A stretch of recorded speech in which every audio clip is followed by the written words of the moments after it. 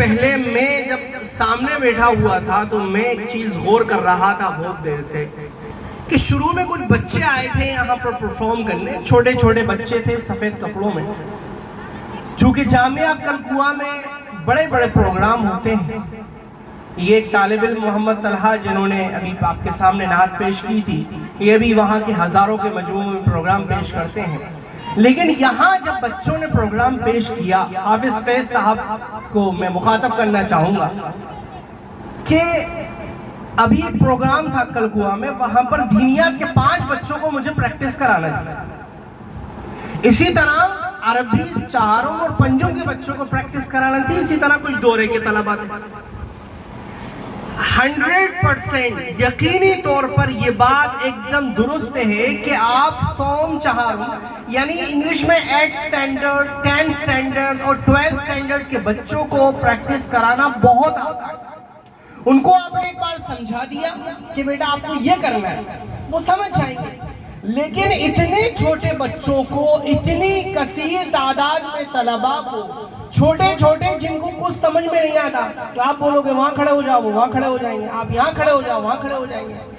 ان کو پریکٹس کرانا، تیاری کرانا، it's not a piece of cake. یہ ایک بریڈ اینڈ بٹر چیز نہیں ہے. اتنا ڈیفیکلٹ کام ہے. یہی جانتے ہوں گے حافظ فیض صاحب کہ انہوں نے کتنا رات دن کر کے یہاں پر ان بچوں کو تیار کیا ہوگا اور ہمارے سامنے وہ بچے کھڑے ہونے کے قابل ہیں. بہت مشکل کام. اس کے لیے میں ان کو اور ان کی ٹیم کو سلام کرتا ہوں. اللہ تعالیٰ ایسے پروگرام ہمیں دکھاتا رہے اور ان کے ذریعے اس ایریے میں اور پورے علاقے میں ان کے ذریعے اللہ تعالیٰ دین کا کام لیتا رہے. خیر، چونکہ یہ مکتب ہے اور مکتب جو جگہ ہے وہ جگہ ایسی چیز ہے کہ شاید وہ بہت انڈر ریٹڈ، مطلب ہمیں لگتا ایسا ہے کہ یہ مکتب ہے، کیا ہے، مسجد میں چل رہے ہیں. ایک بات یاد رکھیے، زندگی میں ہمارے نوجوان لڑکے یہاں بیٹھے ہوئے ہیں، مائیں بہنیں یہاں ہیں، بچیاں ہیں جو کہ نوجوان ہیں، اور علماء کرام اسٹیج پر موجود ہیں. علماء کرام جتنے بھی بڑے بڑے علماء کرام ہیں، ان کی طرف سے ایک بات ہمیشہ چلی آ رہی ہے. مولانا عبدالقادر صاحب نے مجھ سے خالد سیف اللہ صاحب کی ایک بات نقل کی جو میں آپ کے سامنے پیش کرنا چاہوں گا. انہوں نے کہا، میں اس کو تھوڑا موڈیفائی کر کے پیش کروں گا، خالد صاحب کی منشا اور ان کا کہنا یہ ہے کہ علماء کرام سے میں درخواست کرتا ہوں کہ دنیا میں آپ مدارس کتنے بھی بڑے بڑے کھول لیں، آپ کی یونیورسٹیز قائم ہو جائیں، لیکن یاد رکھیے ان یونیورسٹیز میں وہی بچہ آئے گا جس کے پاس پیسہ ہے، وہی بچہ آئے گا جس کے والد صاحب کے پاس ابیلٹی ہے کہ اس بچے کو بھیجے.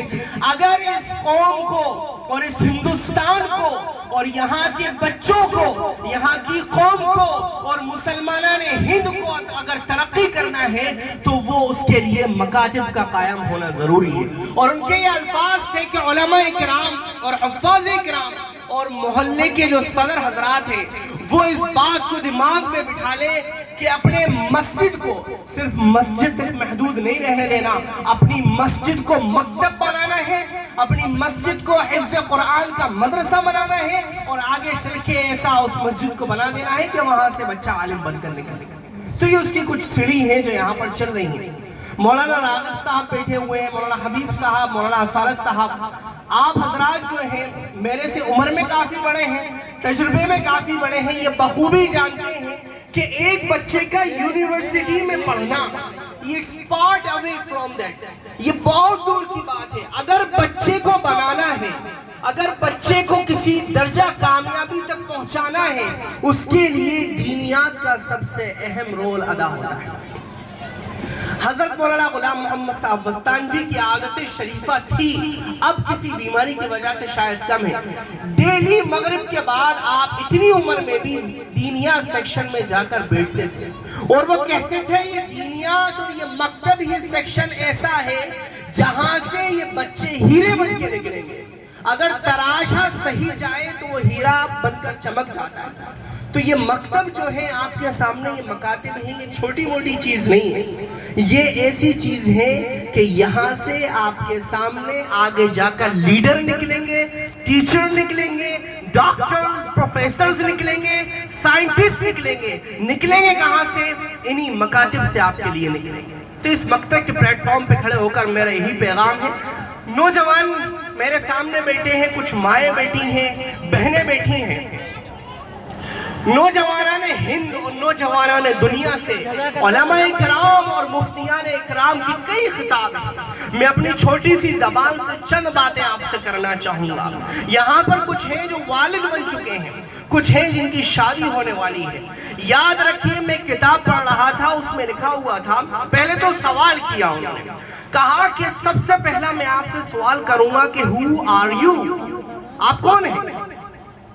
ظاہر سی بات ہے، ہر انسان کا جواب آئے گا کہ بھائی میں انسان ہوں، میں جو ہے کہ 2 روٹی کھانا کھاتا ہوں، صبح شام نمازیں پڑھتا ہوں، جو انسان کے فطری کام ہوتے ہیں وہ کرتا ہوں، میں ایک انسان ہوں۔ یہ سوال آئے گا، ٹھیک ہے، آپ نے جواب دے دیا ہے کہ نہیں انسان، سب انسان ہے، چلیے آپ کا جواب میں نہیں دے دیا۔ آگے سوال پیدا ہوتا ہے کہ جب یہ طے ہو گیا، جب یہ بات فکس ہو چکی ہے کہ آپ انسان ہیں اور آپ انسان ہیں، انسانیت کے وہ پورے کام کرتے ہیں جو ایک انسان کو کرنا چاہیے، تو یہ بات بالکل واضح ہو گئی ہے کہ آپ جانور نہیں۔ یہ بات بالکل صاف ہو گئی ہے کہ آپ جانور نہیں، آپ انسان ہیں۔ آپ انسان ہیں تو آپ انسانیت کے کام کریں گے، آپ انسان ہیں تو آپ جانوروں کی طرح ظلم نہیں کریں گے، آپ انسان ہیں تو آپ جانوروں کی طرح ایک دوسرے کو کھائیں گے نہیں، آپ انسان ہیں تو آپ جانوروں کی طرح ایک دوسرے کو پریشان نہیں کریں گے۔ اور it's a very important، آپ انسان ہیں تو آپ جانوروں کی طرح بے علم اور لا علم نہیں رہیں۔ اگر انسان ہو تو سب سے زیادہ امپورٹنٹ آپ کی اسپیشلٹی جو ہے وہ ہے کہ آپ پڑھو گے۔ انسان اور جانور میں فرق کرنے کی یہی ایک چیز ہے کہ انسان کو اللہ نے نطق دیا ہے۔ آپ منطق پڑھیں گے، حیوان ناطق انسان کو کہا جاتا ہے، حیوان جانور بھی حیوان ناطق انسان کو کہا جاتا ہے۔ تو انسان جب ہمارا طے ہو گیا تو یاد رکھیے، وہ بچے جو ڈراپ آؤٹ ہیں، جنہوں نے 8 کر لی، 10 کر لی، آگے پڑھنا نہیں چاہ رہے، یہ بالکل آپ کی سوچ غلط ہے۔ اگر آپ انسان ہو تو یہ بات یقینی ہے کہ آپ پڑھے لکھے ہو، اور یاد رکھ لو اگر پڑھے لکھے نہیں ہو تو سمجھ جانا کہ ہم انسانیت کی جو کیٹیگری ہے اس سے باہر آ رہے ہیں۔ تو سب سے امپورٹنٹ انسانیت کے لیے تعلیم کا حصول ہے۔ اگر ہم وہی نہیں کریں گے تو ہم پھر انسانیت کی کیٹیگری سے باہر آ رہے ہیں۔ اگر انسان تعلیم حاصل کرے گا تو زندگی کے ہر شعبے، زندگی کے ہر موڑ پر اس کو رہنمائی ہوگی۔ اگر ایک چھوٹا سا بچہ تعلیم حاصل کرتا ہے، اس مکتب میں پڑھتا ہے اور آگے جا کر کسی یونیورسٹی میں یا کسی مدرسے میں پڑھتا ہے، تو وہ ایک اچھا بھائی بنے گا جو کہ اپنے بھائی کا حق ادا کرے گا، وہ ایک اچھا بیٹا بنے گا جو اپنے باپ کا فرما بردار بیٹا ہوگا، وہ ایک اچھا شاگرد ہوگا جو اپنے استاد کی عزت کو بڑھائے گا، وہ ایک اچھی بیٹی ہوگی جو اپنے گھر کو اور اپنے خاندان کو سنوارے گی، وہ اچھا شوہر بنے گا جو اپنی اولاد کی تربیت کرے گا، اپنی بیوی کو سکون میں رکھے گا۔ جن نے بھی کیس آئے ہیں کہ